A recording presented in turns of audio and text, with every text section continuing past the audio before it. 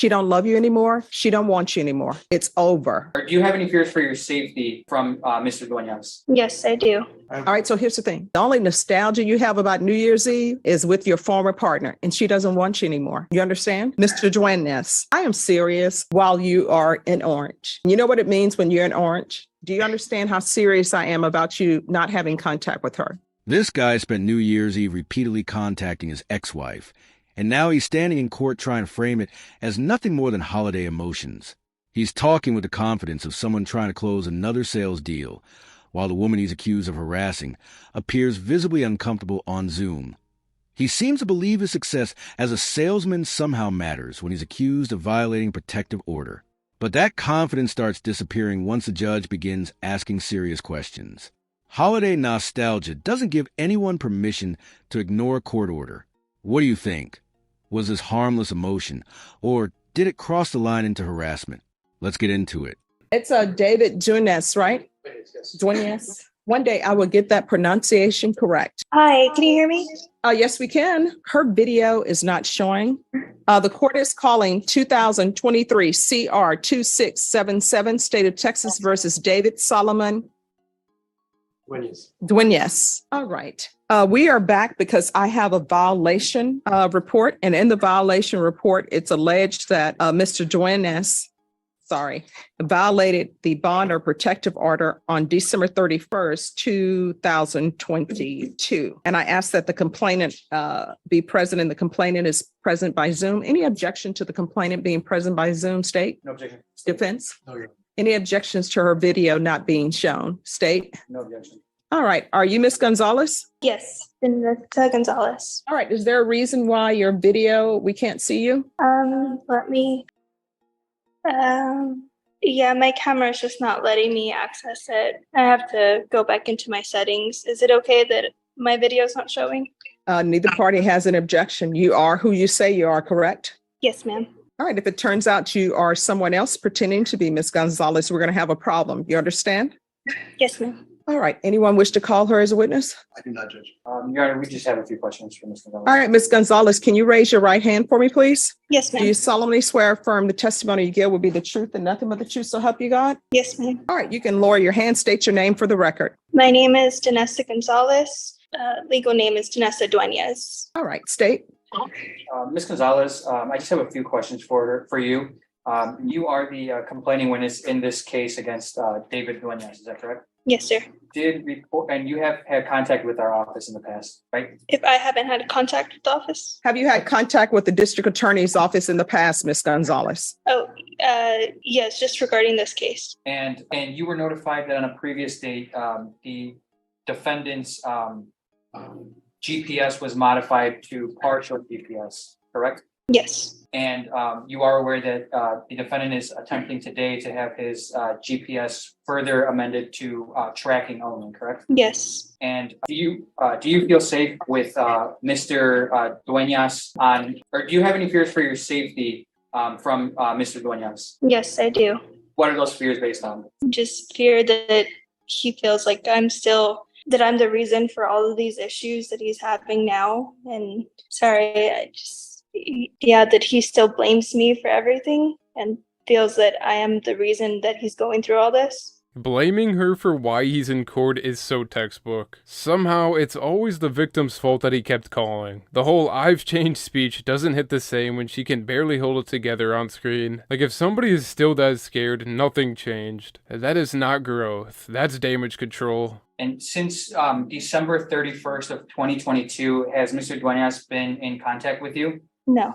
Would you still feel for your safety if Mr. Duenas' GPS is amended to include tracking GPS only? I still fear for my safety. No further questions, Your Honor. Do you have questions? Your Honor. All right, Miss Gonzalez, are you aware of what tracking is and what it means? To my knowledge is just them knowing everywhere where he's at. Yes. All right.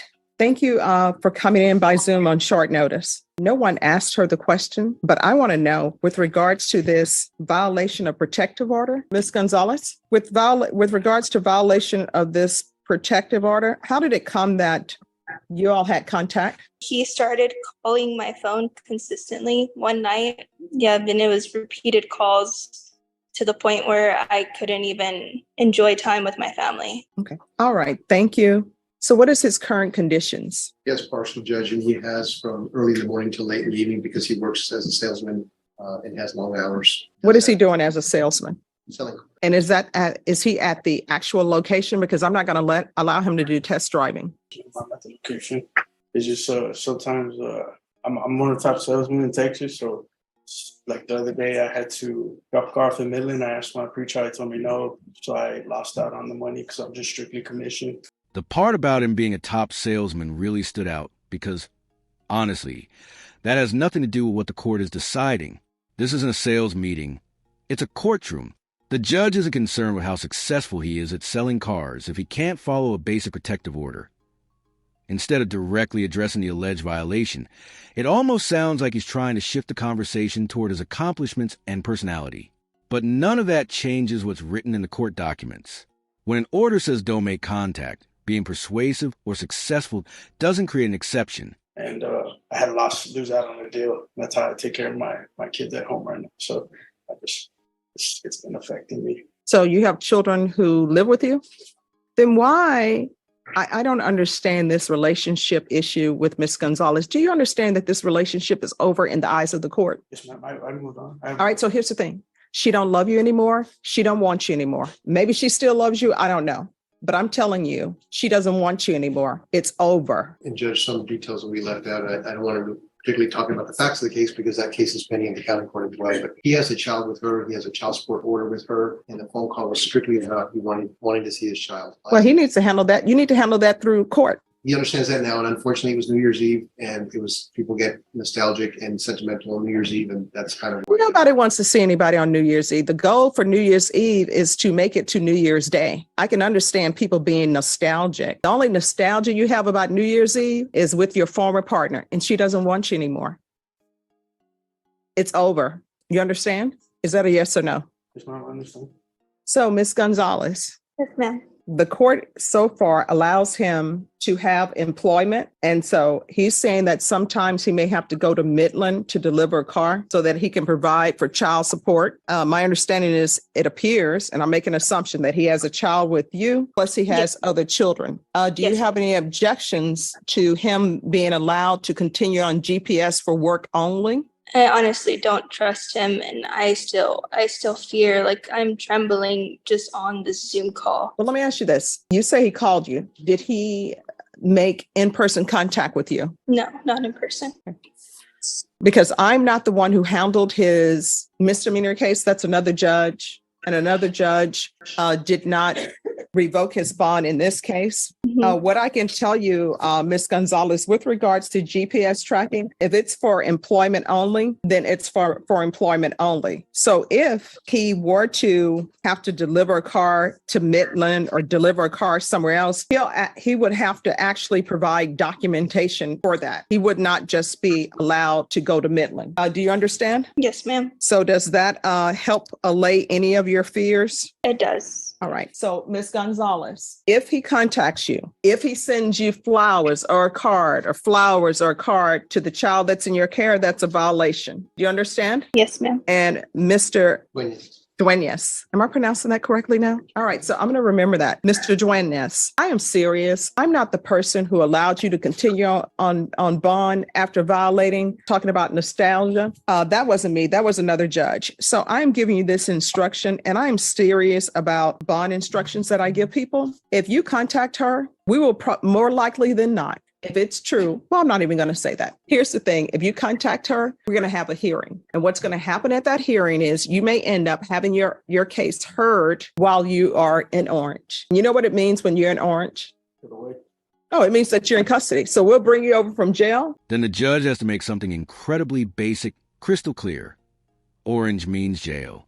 At that point, you have to wonder how much clearer the consequences can possibly be that a protective order isn't a suggestion or a guideline that someone can ignore whenever they feel like it. If the court sets boundaries, violating those boundaries can come with serious consequences. It's really that straightforward. And then the only time you may have contact with her is if you're writing a letter from the jail. If you call her, she can always push no to receive it. Do you understand? Do you understand how serious I am about you not having contact with her? So counsel, he will be allowed to work, but if he has to travel to go to work and it's outside of that location of your job, you need to let pretrial services know. And I'll put in here that there is a permission for you to do that. All right. So you're going to be back here on July 5th then. We'll see where we are at that point in time. Okay. All right, Ms. Gonzalez, thank you so much for coming in. And if there's an issue, call the police, let the state know, and I'll get word. Okay. Thank you. You're welcome. Thank you. Judge Boyd clearly wasn't persuaded by the emotional explanation or the whole salesman persona.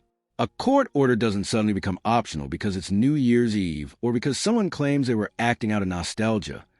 When someone continues pushing boundaries and then appears completely comfortable while explaining to court, it's understandable why the judge would be concerned. He may have been fortunate to leave with another warning rather than immediately facing a harsher consequence. Sometimes a judge gives someone one final opportunity to understand the seriousness of the situation before the consequences become much more severe. What do you think? Would you have revoked his bond immediately, or would you give him another chance to prove he understands the seriousness of the allegations? Thanks so much for watching. Don't forget to like, subscribe, and I'll see you in the next one.